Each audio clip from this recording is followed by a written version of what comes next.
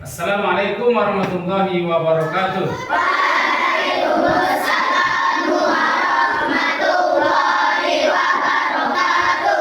Apa kabar anak-anak? Alhamdulillah baik, sehat, Allah Akbar.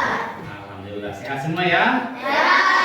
Baik, pada kesempatan hari ini kita kembali bertemu dalam rangka kita belajar tentang coding dan kecerdasan artifisial atau yang disingkat dengan KKA ya. Nah, sebelum kita mulai belajar, tentunya supaya pembelajaran kita lebih barokah, maka kita harus berdoa terlebih dahulu.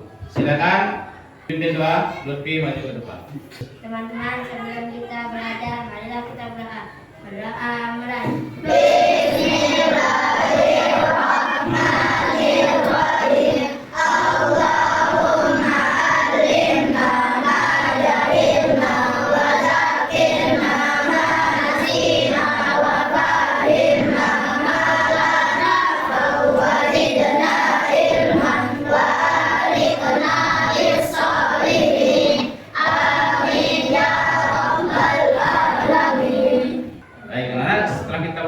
Tentu sebagai wujud kecintaan kita kepada negara kita, maka kita sama-sama menyanyikan lagu kebangsaannya. Tapi kali ini karena momennya momen hari ulang tahun kemerdekaan, maka lagu kita adalah lagu Hari Merdeka. Yaitu balik. 17 Agustus tahun 45, itulah hari kemerdekaan kita. Hari merdeka, nusa dan bangsa, hari lahirnya bangsa Indonesia.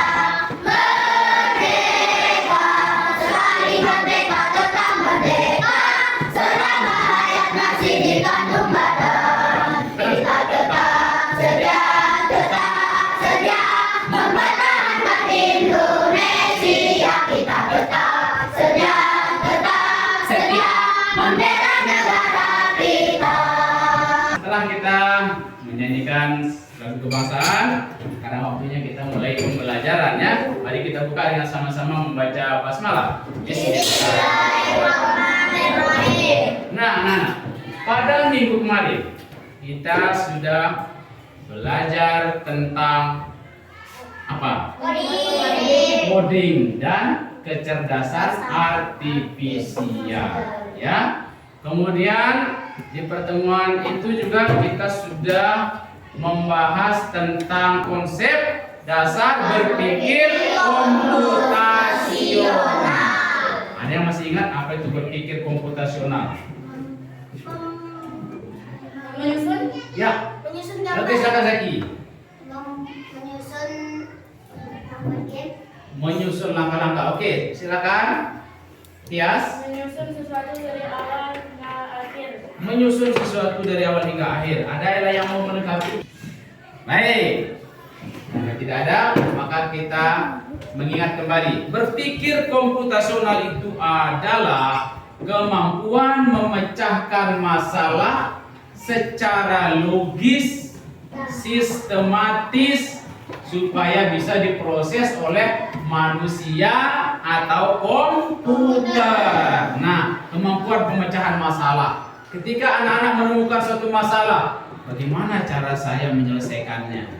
Nah, maka dibutuhkanlah kemampuan yang namanya kemampuan berpikir komputasional. Ada yang masih ingat? Ada 4 unsur kemampuan berpikir komputasional. Apa saja itu? Cara pemecahan masalah yang pertama, yaitu dengan cara dekomposisi, yaitu menyederhanakan masalah besar menjadi masalah kecil. Ada yang tahu contohnya apa?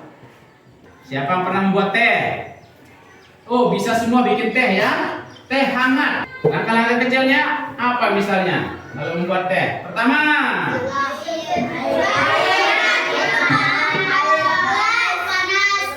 ambil air secukupnya, kemudian dimasak, tunggu beberapa menit. Kemudian setelah airnya mendidih, baru siapkan gelas. Kedua, gula. Tiga, teh. Kemudian setelah itu diapain?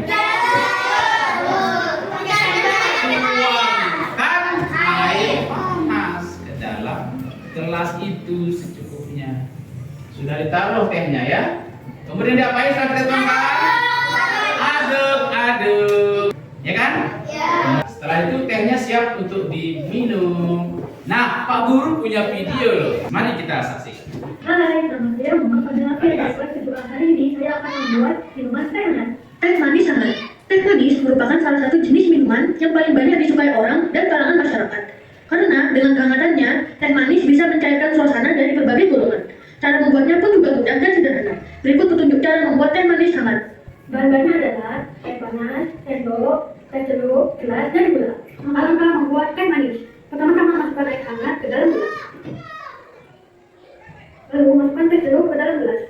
Diceruk-ceruk ya, selama beberapa detik. Sampai warnanya berubah menjadi kemerahan. Seperti ini. Kemudian kita tambahkan gula secukupnya. Gula secukupnya ya. Ya pasti pernah bikin seperti ini. Lalu kita menggunakan sendok.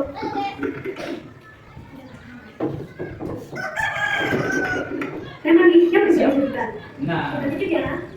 bismillah. Enak. Udah kan bikinnya? Terima kasih ya teman-teman. Bye-bye. Itu tadi cara membuat teh manis. Sudah paham Anda langkah-langkahnya? Nah, langkah-langkah yang digunakan dari awal sampai akhir sehingga tehnya diminum tadi itulah yang disebut dengan apa? Tadi dekomposisi. Nah, berpikir komputasional yang kedua, pengenalan pola. Kemarin kita sudah bahas gambar ya. Ada gambar apa saja? Segi empat, ada lingkaran, ada segitiga. Kalian disuruh apa kemarin? Mengurutkan sesuai dengan pola yang ada. Yang ketiga, yang sudah kita bahas kemarin itu adalah abstraksi, fokus pada informasi penting. Bagus sebelah sini, silakan. Saya berbentuk segi empat. Lanjut. Dan datar. saya bening. Apakah? Jawabannya adalah kaca. Oke, tangan tutup semua. Selanjutnya, cara berpikir komputasional yang keempat. Inilah yang disebut dengan algoritma. Ketika kita menemukan suatu masalah, kita bisa menyusun langkah-langkah untuk menyelesaikannya atau mencapai tujuan yang kita inginkan. Ya? Mana contohnya? Mari kita lihat ya. Pak Guru ada gambar. Ini namanya apa? Kotak atau denah. Tahu denah? Denah itu petunjuk atau jalan yang kita lalui supaya kita sampai kepada suatu tempat. Nah, sekarang sebagai contoh, lihat ini. Ini rumah kalian. Maka jalan yang akan kalian lalui adalah lurus. Jalan lurus ke arah timur. Kemudian apa ini? Belok kiri ke arah utara. Baru kita sampai kepada kampus. Cara menemukan tempat dengan arah yang benar ini termasuk kemampuan algoritma. Terakhir, apa yang kita pasang ini? LCD proyektor. Tadi LCD ini bisa menyala dengan langkah-langkah seperti apa? Satu orang ada langkah pertama. Yakin?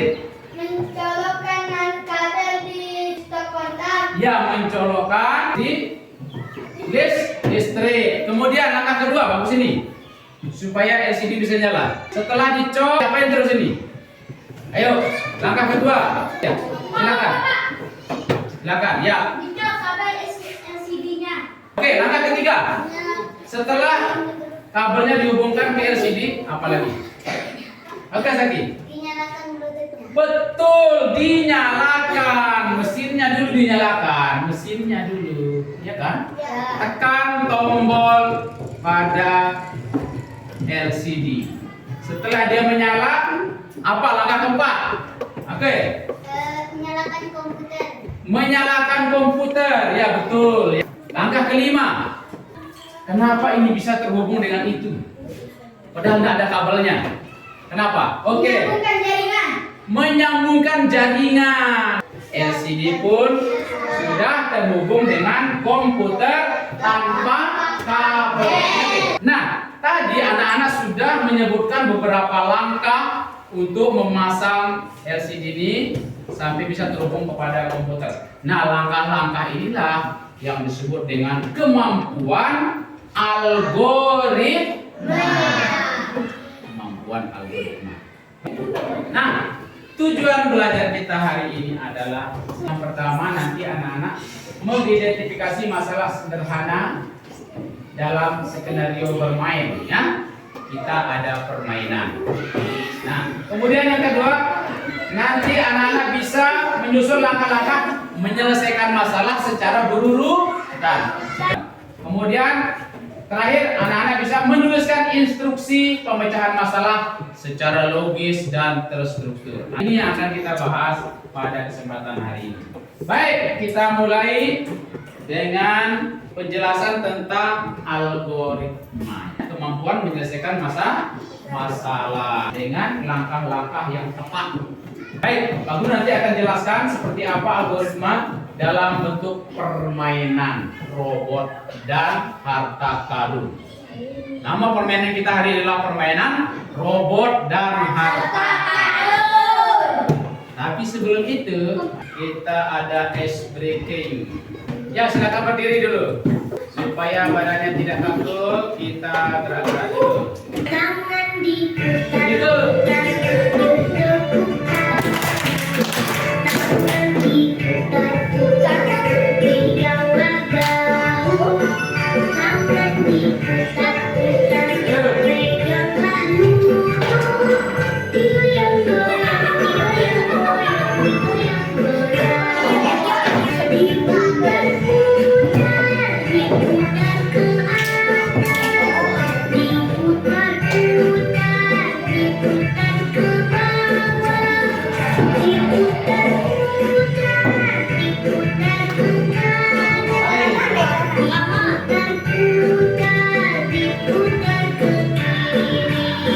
Untuk menguji fokus anak-anak, tepuk konsentrasi.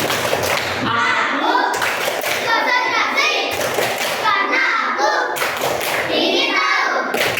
Guruku menjelaskan, aku memperhatikan. Siap. Oke, siap belajar ya.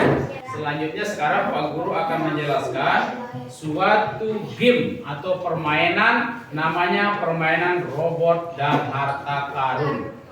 Di mana robot ini akan mencari di mana letak harta karun dengan mengikuti petunjuk atau instruksi dari siapa yang memainkannya.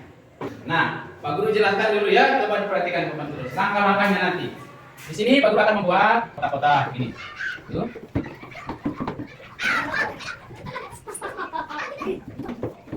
Misalkan robotnya ada di posisi ini, kemudian harta karunnya kita taruh berada di sini. Masalahnya adalah robot ini kesulitan menemukan harta karun. Maka dia membutuhkan petunjuk untuk dapat sampai kepada harta karun ini ya. Di sini ada yang menghadang, di sini dihadang dia. Di sini juga ada yang menghadangnya. Apa yang biasa menghadang nih? Yang serem-serem. Zombie ya. Ada zombie yang menghalangi dia untuk menemukan harta karun ini. Maka dia harus mencari jalan yang tepat untuk bisa menemukan harta karun itu. Ya, kita pindahkan posisinya di sini ya. Kemudian kita ganti ini di sini. Langkah yang dilakukan oleh robot, perintah pertama adalah lihat, dia harus kemana dulu? Kita gunakan istilah mundur, maju, kanan, kiri. Itu perintahnya ya. Kemudian nanti ambil, letakkan. Nah, itu perintahnya ya. Baik, langkah pertama apa yang dilakukan robot? Mundur. Berapa langkah? Mundur satu langkah. Selanjutnya robot akan kemana? Ke kanan. Berapa langkah?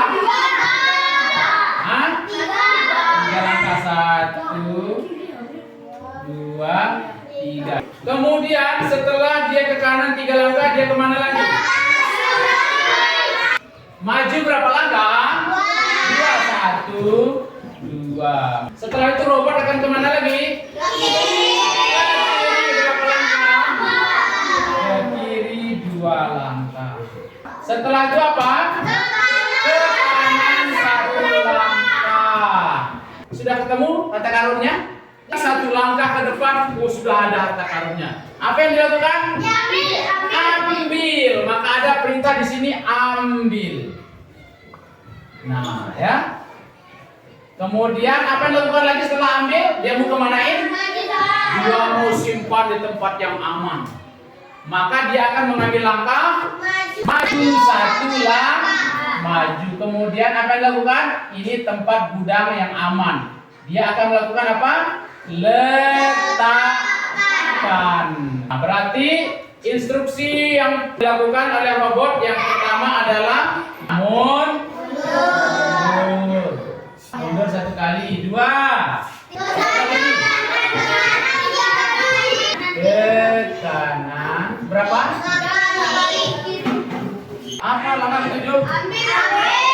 Setelah dia kasih lagi, perintahnya lanjut. Ambil. Ada kata ambil. Nomor 8. Maju 1 kali. 9. Letakkan. Ada berapa langkah yang dibutuhkan robot untuk sampai? Nah, proses yang dilakukan oleh robot dari langkah pertama sampai terakhir itu yang disebut dengan prinsip algoritma. Sampai di sini paham, Nana? Ada yang mau bertanya? Silakan. Bangku sini ada yang mau bertanya, Nana? Ada di sini? Baik, kalau tidak ada, Pak Guru akan membagikan LKPD ya. Sekarang kita akan kerja kelompok. Bagiannya adalah 4 sampai 5 anak dalam satu kelompok.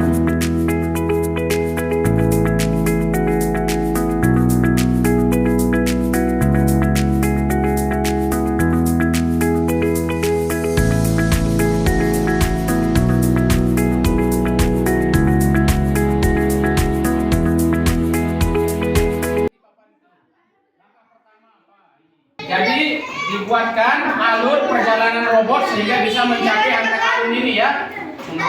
Kanan 2 kali, maju 3 kali, 3 kali, 4 kali, maju 2 kali, 3 kali, kiri 2 kali, maju 2 kali, ke kanan 2 kali.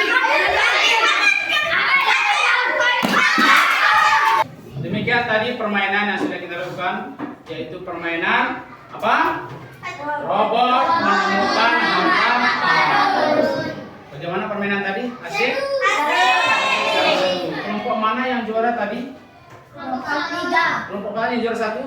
Kelompok 3. Kita minta sekarang kelompok 3 untuk maju ke depan menyampaikan trik sehingga dia bisa juara 1. Silakan maju. Ini anggota kelompok 3 akan mempresentasikan hasil kerjanya sehingga dia bisa menuntaskan permainan robot dan harta karun dengan status juara 1 itu paling cepat. Assalamualaikum warahmatullahi wabarakatuh. Kami dari kelompok 3 akan mempresentasikan hasil kelompok kami tentang permainan robot. Langkah pertama, mundur 1 kali, kanan 2 kali, maju 3 kali, maju 2 kali, kiri 2 kali, maju 2 kali, kanan 2 kali, ambil, maju 1 kali, letakkan. Kenapa Halid anggota kelompoknya bisa menjadi yang tercepat? Apa rahasianya? Silakan sebut teman-temannya. Fokus, Fokus ya, apalagi konsentrasi. fokus dan konsentrasi. Kami bisa tercepat karena fokus dengan perintah pemain robot. Terima kasih. Assalamualaikum warahmatullahi wabarakatuh. Juara pertama kita dapat biasa salam. Oke. Juara kedua. Biasa pegang. Juara ketiga.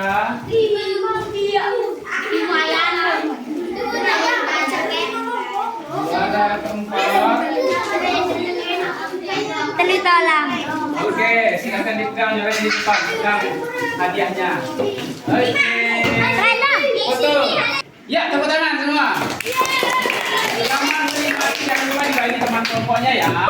Yang juara 3 juga bagus, juara 4 juga bagus. Artinya semua sudah bekerja sama dengan baik ya. Tapi yang penting adalah kita memahami dari permainan robot dan harta karun ini, kita bisa mengenal konsep berpikir komputasional dengan sistem algoritma, yaitu memahami langkah-langkah yang tepat untuk mencapai tujuan. Itu yang disebut dengan algoritma. Nah, tidak hanya permainan robot ini algoritma itu. Nah, itu mungkin tadi nanti tugas di rumah ya. Kalian membuat dana perjalanan dari rumah sampai ke sekolah. Ya, misalnya berangkat dari rumah berjalan ke arah barat misalnya, kemudian belok kiri, kemudian berjalan lurus sampai di pertigaan belok kiri. Nah, kalian bikin perintahnya sekaligus dengan gambar denahnya. Siap? Baik, demikianlah pembelajaran kita hari ini. Tetapi sebelum kita tutup, ada yang mau bertanya? Anak-anak? Dari permainan tadi, apa yang masih kurang jelas tentang algoritma? Silakan tanya. Tidak ada. Kalau tidak ada, Pak Guru ingin bertanya kepada anak-anak ya. Terakhir sebagai refleksi. Bagaimana perasaan anak-anak belajar coding dan KA hari ini? Senang. Ya, senang. Kenapa senang? Kelompok dua tadi memberikan alasan kenapa senang belajar hari ini. Karena ada permainannya. Karena ada permainannya. Ada lagi yang lain. Kenapa ya? Karena seru. Tinggal bangku ini. Itu lagi. Kenapa? Unik ya.